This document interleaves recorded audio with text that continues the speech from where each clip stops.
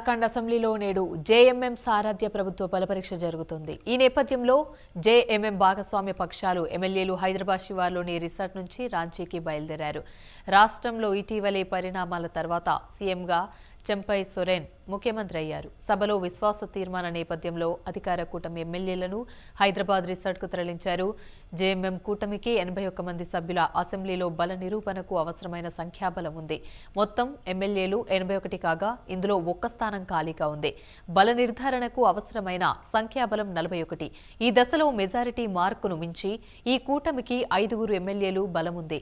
JMM, Congress, RJD, CPI తో కలిపి కూడిన ఈ కూటమిలో 46 మంది ఎమ్మెల్యేలున్నారు.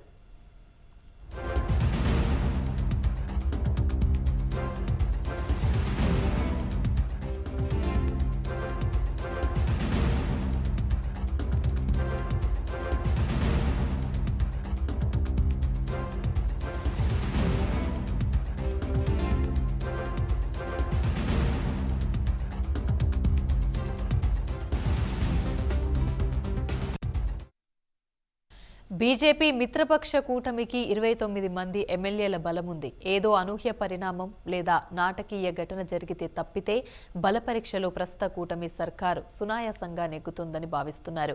అయితే చాలా కాలంగా ఒకరిద్దరు ఎమ్మెల్యేలు పార్టీ నాయకత్వం పట్ల అసంతృప్తితో ఉన్నట్లు సమాచారం. కానీ బలపరీక్షలో నెగ్గేందుకు పూర్తిస్థాయి సంఖ్యాబలం జేఎంఎంకుందని స్పష్టమైంది. జార్ఖండ్లో జేఎంఎం ఎమ్మెల్యేలలో అసమ్మతి స్వరం చల్లారింది.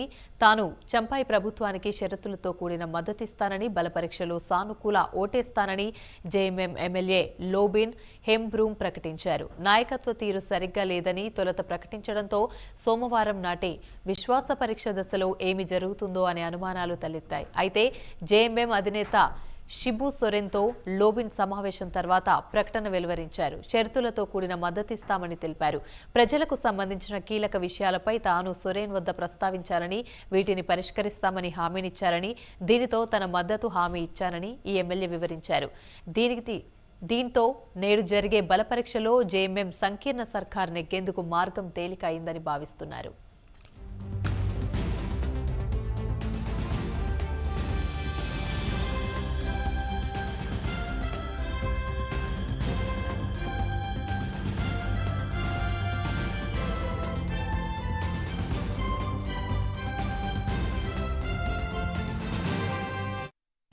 రైట్, ఇక ఇదే అంశానికి సంబంధించి మరిన్ని వివరాలు మా ప్రతినిధి నాగేంద్ర అందిస్తారు. నాగేంద్ర, చెప్పండి.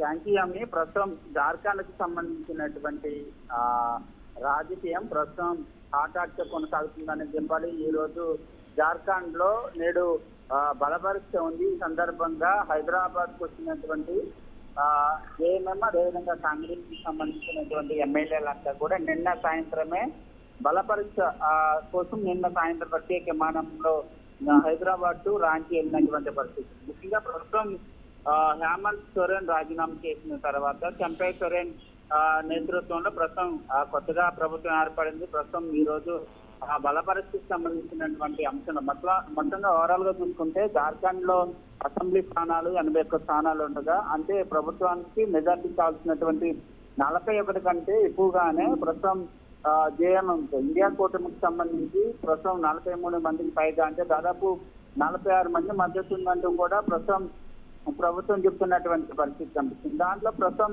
43 మందితో కూడుకున్నటువంటి సంతకాలు చేసినటువంటి ఇచ్చినటువంటి పరిస్థితి. కానీ ఇండియా కూటమికి సంబంధించినటువంటి ఎమ్మెల్యేల్లో ఒక ఎమ్మెల్యే మాత్రం మన ప్రభుత్వం రావడానికి ముఖ్యంగా ఎన్నికల సమయంలో ఇచ్చినటువంటి హామీలు కూడా అమలు చేయలేదు అనేటటువంటి అసంతృప్తిని వ్యక్తం చేయడంతో పాటు మరొక వైపు నిన్న మీడియాతో సైతం మాట్లాడినటువంటి నేపథ్యంలో కొంత జేఎంఎం, అదేవిధంగా కాంగ్రెస్ కి సంబంధించినటువంటి కూటమిలో కొంత భయాందోళన రేకెత్తించినటువంటి పరిస్థితి ఉంది. కానీ ఈ ముఖ్యంగా జేఎంఎం సంబంధించినటువంటి ఎమ్మెల్యే లోబిన్ హెంబ్రూమ్ చేసినటువంటి వ్యాఖ్యలు, ముఖ్యంగా ఆయన కొన్ని డిమాండ్స్ పెట్టడం జరిగింది. ఆ డిమాండ్స్ అన్నిటికీ ఒప్పుకుంటేనే నేను మద్దతు ఇస్తానంటే కూడా చెప్పినటువంటి నేపథ్యంలో ప్రస్తుతం అయితే కొత్తగా ఏర్పడినటువంటి ప్రభుత్వం ఆ డిమాండ్స్ అన్నింటిని కూడా అమలు చేసేందుకు మేము ప్రయత్నం చేస్తామంటూ కూడా హామీ ఇచ్చినటువంటి నేపథ్యంలో ప్రస్తుతం ఆ ఎమ్మెల్యే కూడా మద్దతు తెలిపేందుకు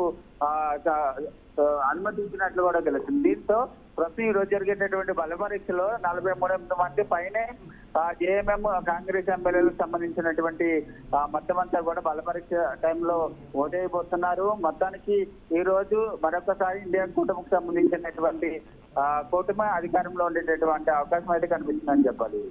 రైట్, థ్యాంక్ యూ నాగేంద్ర.